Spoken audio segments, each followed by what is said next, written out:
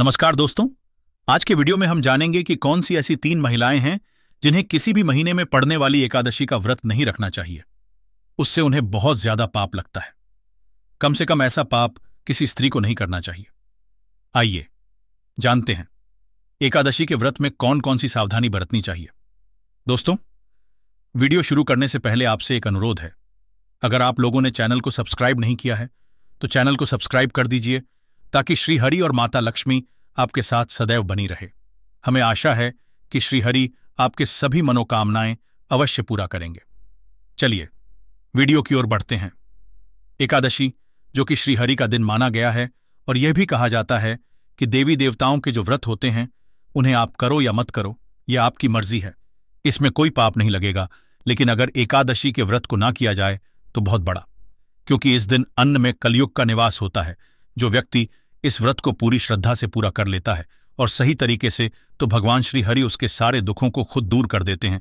उसके जीवन में कैसी भी बाधाएं उत्पन्न होती हों, आप चाहे कितने भी गरीबी क्यों ना हो, श्रीहरि आपको इन सभी दुखों से बाहर निकाल देते हैं। जैसे मानो एक जादू तरीके से श्रीहरि ड्रा आपका हाथ पकड़ लिया हो और आपको शुभ फल देते जा रहे हो। लेकिन यह तब संभव है जब आप इस व्रत को सही तरीके से करें, क्योंकि अगर सच्ची श्रद्धा ना हो तो आप इस व्रत को भूल जाओ, क्योंकि शास्त्रों में इस व्रत को अहम भूमिका दी गई है। इस व्रत को करने वाला व्यक्ति माता लक्ष्मी की कृपा का लेता है। लेकिन इसी के साथ ही घर में ऐसे 3 महिलाएं होती हैं।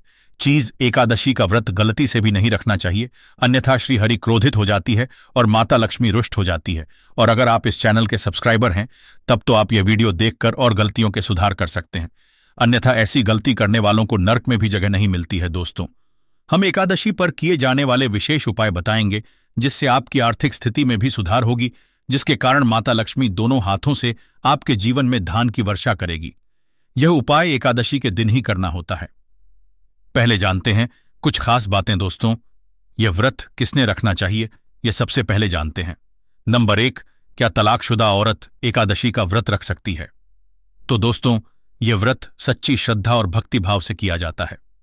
पुराणों में कहा जाता है कि पति पत्नी मिलकर जब व्रत को पूरा करते हैं तो कई शक्तियां एक साथ जुड़ जाती हैं, और महासहयोग ऐसे पुराने में बताया जाता है कि अगर पति पत्नी किसी कारणवश अलग हो गए हैं और ऐसी स्थिति में आप पति से अलग होकर एकादशी का व्रत रख रही है तो दूसरों का अपमान माना जाता है, क्योंकि यह व्रत भक्ति भाव को दर्शाता है। खासकर पति पत्नी जब एकादशी का व्रत अपनाते हैं तो ये वाली बातें करते हैं, तब दोनों को श्रीहरि और माता लक्ष्मी के रूप में स्थान प्राप्त होता है। पति श्रीहरि और पत्नी मां लक्ष्मी के स्वरूप में मानी जाती है। और दोस्तों, ऐसे में अगर आप अपने पति से अलग हैं और एकादशी का व्रत करते हैं तो इस घोर पाप माना जाता है। श्रीहरि क्रोधित हो जाते हैं और आपका व्रत भंग का हो जाता है। इसलिए तलाकशुदा औरत को एकादशी का व्रत कभी नहीं करना चाहिए। व्रत आप तभी करें जब आप अपने पति के साथ प्रेम भाव से रह रही हो है। क्रोध में आकर पति से अलग होकर इस व्रत को नहीं किया जा सकता है, क्योंकि इस व्रत में मुख से गाली देना भी पाप माना जाता है। एकादशी पर जो भी व्यक्ति गाली देता है उसे कुत्ते की योनि प्राप्त होती है, गधे की योनि प्राप्त होती है, सांप की योनि प्राप्त होती है।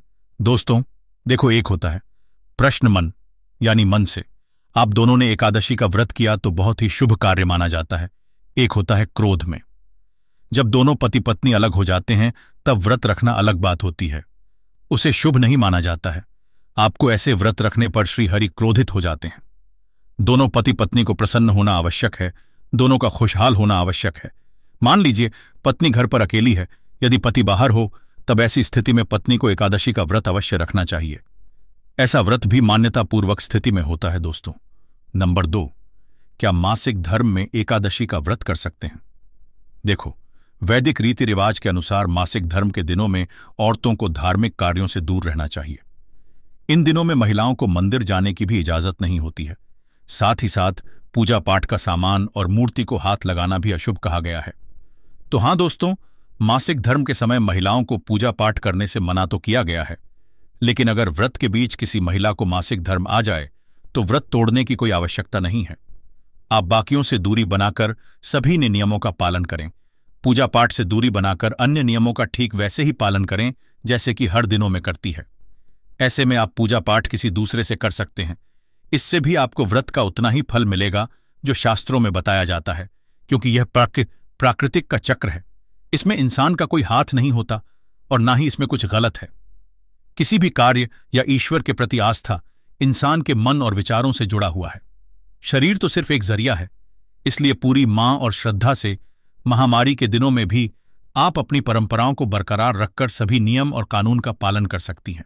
दोस्तों, अब बात करते हैं नंबर 3 की। क्या कोर्ट मैरिज करने वाले एकादशी का व्रत कर सकते हैं? देखिए, खास तौर से सुहागिन महिला के लिए एकादशी का पूजा बहुत ही मायने रखता है।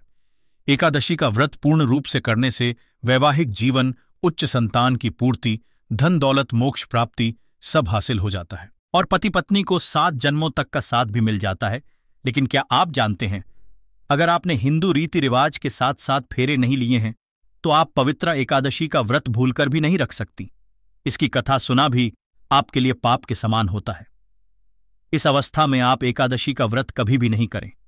आप एकादशी के व्रत से दूर रहे बगैर 7 तेरे लिए कोई भी महिला या पुरुष एकादशी पूजा व्रत नहीं कर सकते। शास्त्र में इस बात की कटाई मन ही है। अगर आपने कोर्ट मैरिज भी की है तो फिर भी आप एकादशी पूजा करने में सक्षम नहीं हैं।